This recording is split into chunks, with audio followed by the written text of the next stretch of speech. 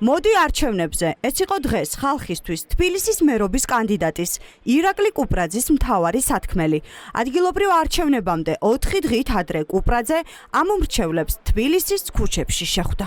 მოქალაქეებს კიდევ ერთხელ მოუწოდებთ, რომ მათ ხელშია თბილისის დაბრუნება, გამოგლეჯვა რუსული რეჟიმის ხელებიდან, იმიტომ რომ დღეს თბილისი არის მნიშვნელოვანი მთავარი საყრდენი ოპოზიციური ელექტორატისა, სადაც კახაკალაძე კორუფციული მერია, კორუფციული მთავრობა და რუსული რეჟიმი მარცხდება საქართველოს მოსახლეობის წინაშე. რატომ აღარ უნდა აირჩიოს ხალხმა ქართული ოცნება და კახი კალაძე?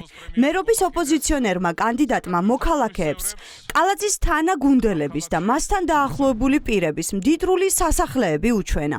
ძლიერ საქართველოში ამბობენ, რომ ეს ქონება მერიის მოქმედმა და ყოფილმა მაღალჩინოსნებმა კორუფციული გარიგებების გზით მოაგროვეს. ბანერებიც ჩანს თბილისში ჩინოვნიკების სახლები და ჩანს ის ავარიული სახლები, 10,000-ობით ავარიული სახლი, რომელიც დღეს არის მიტოვებული მოქალაქეების სიცოცხლის რისკის ფასად, 10,000 ავარიული სახლი დედაქალაქში, რომელიც მოიცავს ძალიან დიდ რისკებს და გვერდით თქვენ ხედავთ ფეშენებელურ სასახლეებს და სახლებს, რომლებიც აქვს ჩინოვნიკებს. ჩვენ ლელო ძლიერი საქართველო კიდევ ერთხელ ვაჩვენებთ საზოგადოებას სოციალურ უთანასწორობას, როგორ ცხოვრობს ხალხი, როგორი საჭიროებები აქვს რიგით მოქალაქეს და როგორ ცხოვრობენ და როგორ სახლებში ცხოვრობენ, მით უმეტეს მაღალჩინოსნები, ანუ ხალხის ფულით გამდიდრებულები. იმ დროს, როდესაც ლელო ძლიერი საქართველოს წევრები საკრებულოსთან ქართული ოცნების კორუფციას აპროტესტებდნენ, საკრებულოს შენობაში წესით სხდომა უნდა ყოფილიყო, თუმცა სხდომა მოულოდნელად გაურკვეველი მიზეზებით და დროით გადაიდო.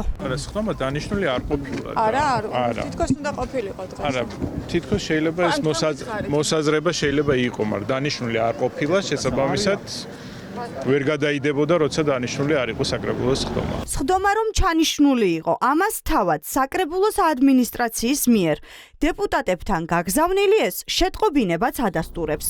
შეტყობინებაში ვკითხულობთ, რომ 20 სექტემბერს ჩანიშნული სხდომა გადადებულია. სხდომაზე კახა კალაძის მოადგილე უნდა აერჩიათ. როდესაც მოვედი და ვთხოვე, რომ დაესწრება ჩვენი წარმომადგენლები, იმის შემდეგ მომდის ზუსტად 1 საათში. მოკლედ შეტყობინება, რომ გადაიდო დღევანდელი სხდომა, მაინტერესებს რატო.